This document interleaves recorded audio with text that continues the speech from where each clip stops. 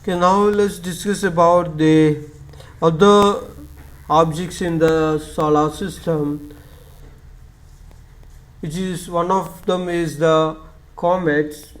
The comet is a heavenly body with a star-like nucleus surrounded by nebulous matter stretching out into an elongated tail. Because of this elongated tail, which is called a comet.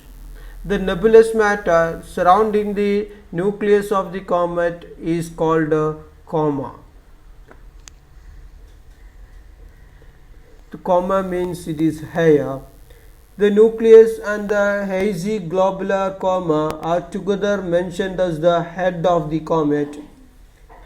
A comet generally appears suddenly in the sky, remain visible for a few days or weeks, during which it approaches the sun with a great speed, then it recedes and finally disappears. The tail is always remaining away from the sun. The mass density of comet are very small, but they are the largest units of the solar system.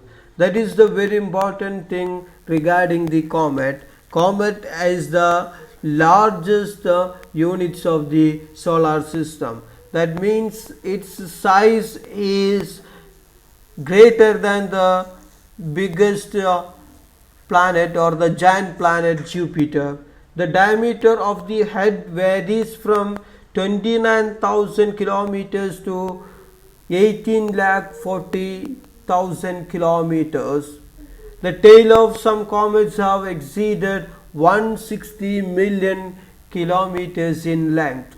So if you consider the head and tail, the entire comet whose size is greater than 160 million kilometers in length.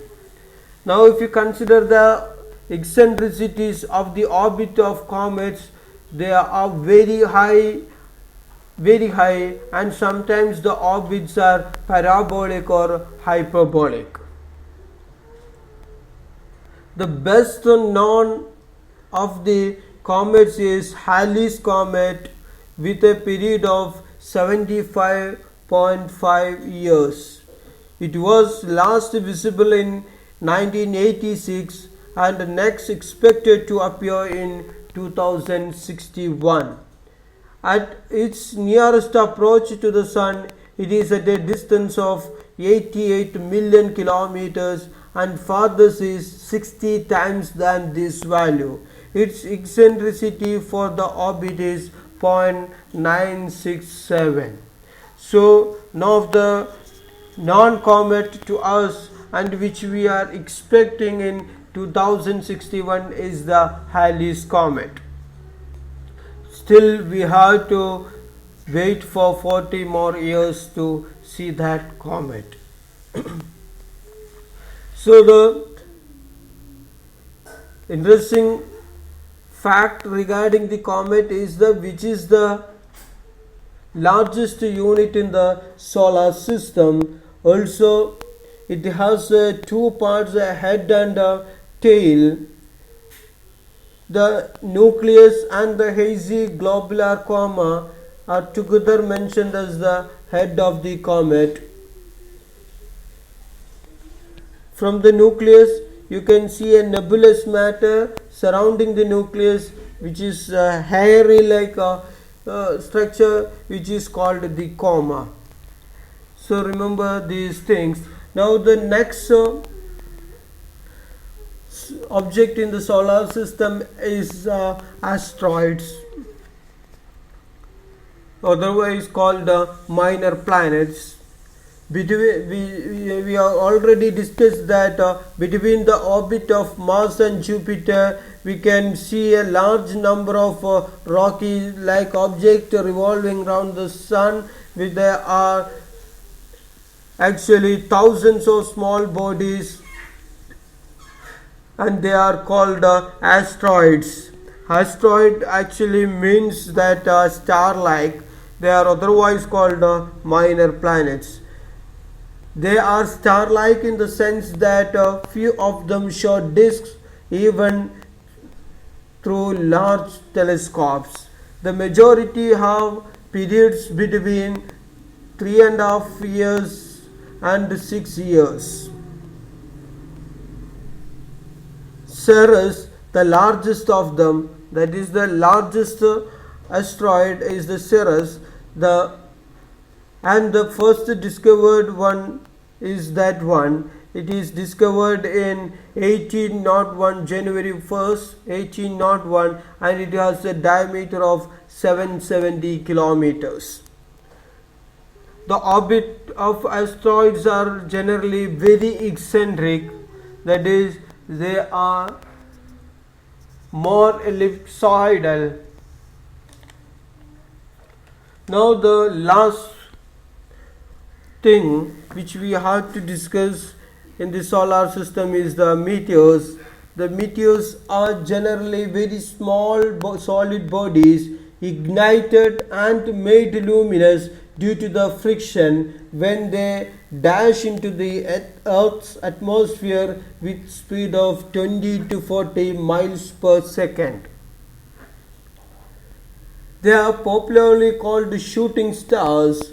Meteors are first visible at a height of 100 miles above the Earth's surface, and most of them are burned out while still more than 30 miles above the Earth. That means they are visible at a height of 100 miles above the Earth's surface, but they are burned out at a distance of more than 30 miles above the Earth because of the friction when it passes through the Earth's atmosphere.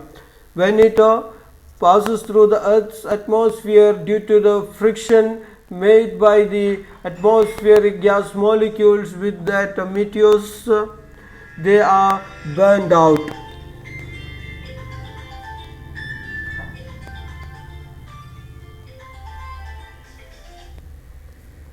Meteors are first visible at a height of 100 miles above the Earth, and most of them are burned out at a height of above 30 miles from Earth's surface.